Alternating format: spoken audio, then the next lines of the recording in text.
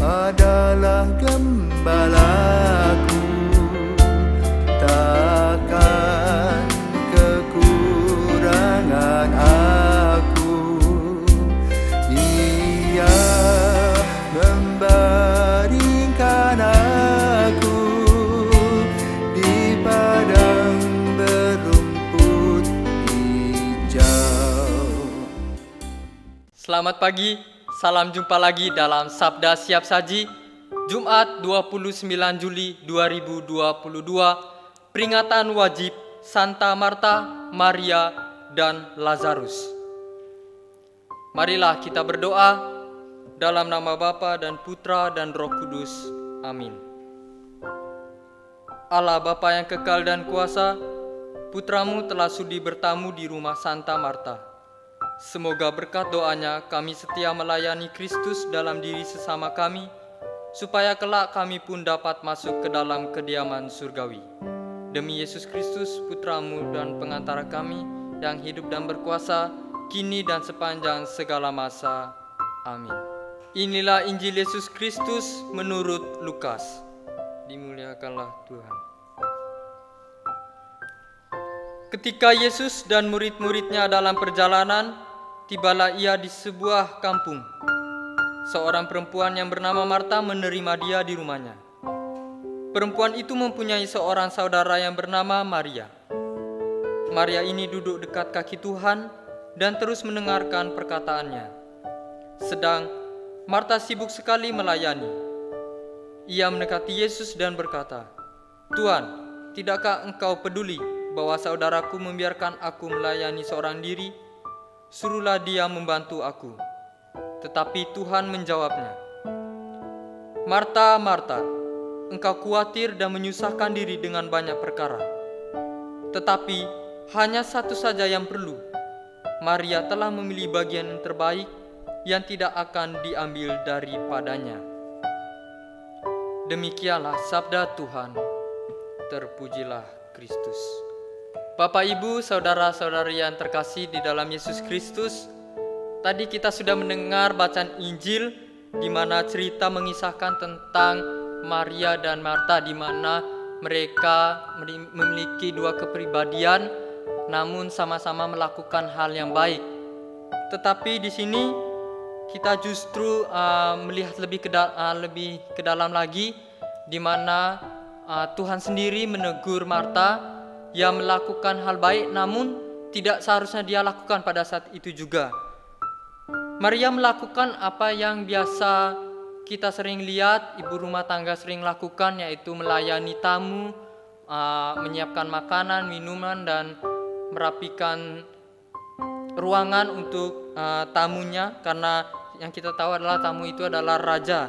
Sedangkan dalam kisah ini Maria justru memiliki sifat yang berbeda. Dia lebih menyiapkan diri untuk siap mendengarkan, duduk baik-baik apa yang ingin dibicarakan oleh tuannya sendiri. Kalau kita melihat dari kisah ini, Maria dan Marta memiliki dua kebutuhan yang juga perlu dimiliki manusia selama hidup di dunia. Marta sibuk melayani, sedangkan Maria duduk dekat Yesus yang terus mendengarkan perkataannya. Apa yang dilakukan Marta tentu suatu hal yang penting sebagai tuan rumah yang baik. Tetapi tentu saja hal itu bukan sesuatu yang mendesak. Apalagi jika dilakukan dengan sungut-sungut, khawatir dan menyalahkan orang lain dan juga Tuhan sendiri sebagai tamunya. Kita mengingat kembali apa yang dilakukan oleh Maria. Maria ini orang yang rendah hati, siap mendengarkan dan juga mau menjadi pendengar yang baik bagi Tuhan, bahkan itu anaknya sendiri. Dengan semua kesibukan kita selama ini, baik dalam urusan keluarga, pekerjaan maupun pelayanan, mungkin kita merasa sudah menyenangkan hati Tuhan. Tetapi jangan-jangan dalam pandangan Tuhan kita hanyalah seperti Marta yang khawatir dan menyusahkan diri dengan banyak perkara. Mother Teresa pernah berkata, lakukanlah hal yang kecil dengan cinta yang besar. Maria sudah menunjukkan apa yang harus dia lakukan, sedangkan Marta sendiri yang kita sudah dengar terus berulang-ulang tadi, dia menyusahkan dirinya, namun dapat mengecewakan tamunya, bahkan Tuhan sendiri. Perkara itu boleh saja kita lakukan, tetapi hanya satu yang Tuhan rindukan untuk didahulukan, yaitu kita meluangkan waktu untuk menyapa dan mendengarkan Dia dalam kehadirannya. Sebab semua prestasi kita dan kesibukan kita sesungguhnya tanpa Tuhan hanya kekosongan dan kehampaan yang akan kita tuai. Maria menjadi contoh yang baik bagi kita untuk mengutamakan Tuhan lebih dari yang lain. Terkadang kita menyibukkan diri dengan hal-hal yang tidak begitu penting dalam perjumpaan kita dengan Tuhan. Tentang apa yang akan kita pakai ke gereja, ataupun persiapan yang lain yang kita butuhkan, ataupun kita justru bisa menjadi marah seperti Marta karena sikap orang lain yang menjadi penghalang bagi tujuan utama kita berjumpa dengan Tuhan. Jika kita kembali fokus dengan apa yang dikatakan oleh Tuhan Yesus dalam nas ini, bahwa Maria telah memilih bagian yang terbaik.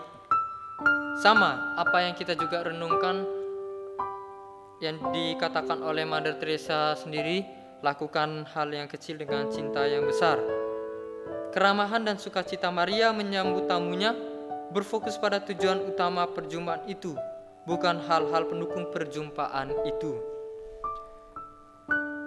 Sebagaimana firman Tuhan mengatakan, kasihilah Tuhan Allahmu dengan segenap hatimu dan dengan segenap jiwamu dan dengan segenap akal budimu. Mendengarkan dan mengutamakan kebutuhan rohani, itulah pilihan yang lebih baik, sebab kebutuhan rohani merupakan kebutuhan di atas segala kebutuhan kita. Amin.